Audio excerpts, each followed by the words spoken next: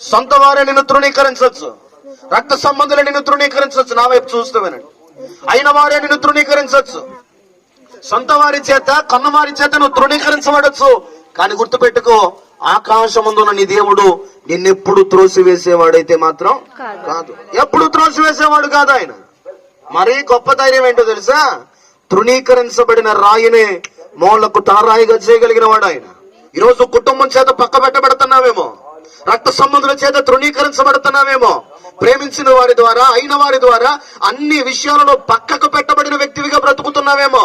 నాకు అనిపిస్తుంది, ఇతరుడు కోరుకున్న రూపం నీకు లేకపోవచ్చు, ఇతరులు కోరుకున్న స్థానం నీకు లేకపోవచ్చు, సమాజంలో ఒక స్థాయి నీకు లేకపోవచ్చు, ప్రజలందరి ఎదుట ఒక గుర్తింపు కలిగిన జీవితం నీకు లేకపోవచ్చు, డబ్బు లేకపోవచ్చు, పదవి లేకపోవచ్చు, జ్ఞానం లేకపోవచ్చు. కానీ గుర్తుపెట్టుకో, మనుషుడు నిన్ను తృణీకరించినంత మాత్రాన నీ జీవితం ఏమి చితికిపోయింది కాదు, నీ జీవితం ఏమి అడుగంటుకుపోయింది కాదు, నీ జీవితం ఏమి ఎందుకు పనికిరానిది కాదు.